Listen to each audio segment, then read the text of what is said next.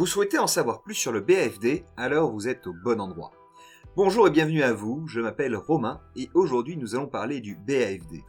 Alors qu'est-ce que c'est que le BAFD? Eh bien le BAFD, ou brevet d'aptitude aux fonctions de directeur, est un brevet de l'animation volontaire. Ce diplôme est accessible dès 18 ans et il permet d'encadrer des structures d'accueil de loisirs de 3 à 17 ans. Ce diplôme est décomposé en 4 stages durant lesquels le stagiaire est évalué sur ses compétences de direction. À la fin de ce cursus, le stagiaire devra produire un bilan de formation afin de démontrer l'acquisition des compétences et l'appropriation par le candidat de la notion de projet tout au long de son parcours de formation. L'évaluation continue se basera sur l'acquisition de 5 compétences et de 2 aptitudes. Alors, quelles sont-elles?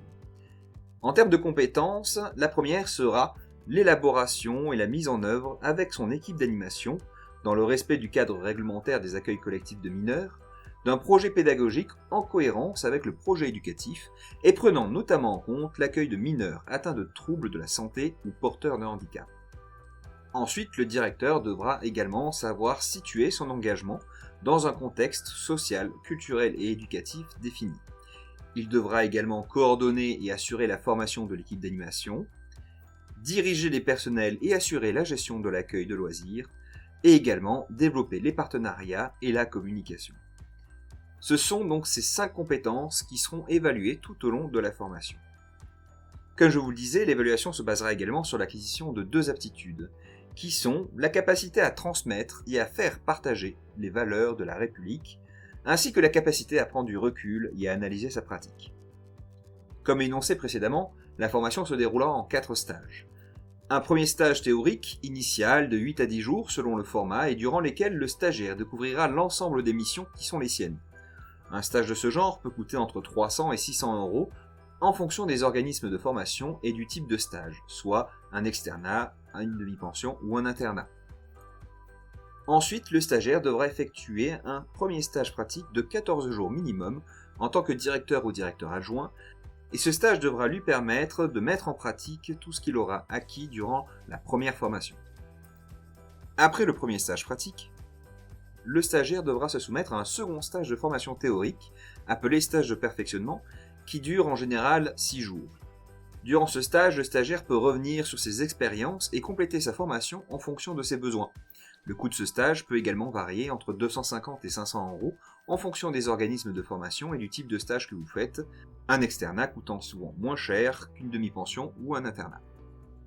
Enfin, le stagiaire devra effectuer un second stage pratique de 14 jours minimum en tant que directeur ayant une responsabilité totale de l'accueil qu'il gérera. Ce stage doit permettre au stagiaire de mettre en pratique ce qu'il a appris et de développer d'autant plus ses compétences. Suite à ces 4 stages, il devra être établi un bilan reprenant l'évolution du stagiaire sur l'ensemble de la formation et démontrant l'acquisition des compétences nécessaires au bon encadrement des accueils collectifs de mineurs. L'écriture du bilan fera l'objet d'un travail spécifique durant les stages théoriques. Au final, le stagiaire a 4 ans pour accomplir le cursus, sachant qu'après le premier stage, il ne dispose que de 18 mois pour effectuer son stage pratique. Une dérogation exceptionnelle peut être accordée par le ministère en cas de force majeure comme un accident, une hospitalisation longue ou autre cas. À la fin du cursus, un jury régional statuera sur la validation du diplôme ainsi que de la qualité de son bilan en fin de parcours. Cela n'est donc pas parce que vous avez validé l'ensemble de vos stages que vous serez certifié.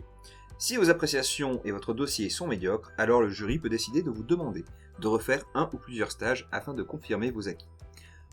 Un entretien oral peut également avoir lieu sur demande du jury. C'est pourquoi je vous invite donc à vous investir complètement dans chacun de vos stages de BAFD afin de ne pas avoir de stage à refaire et d'obtenir les meilleures appréciations possibles. J'espère que cette vidéo vous a permis d'en apprendre plus sur ce brevet. En tout cas, pensez à liker et à vous inscrire sur notre chaîne pour ne louper aucune nouvelle vidéo. Je vous dis à très bientôt.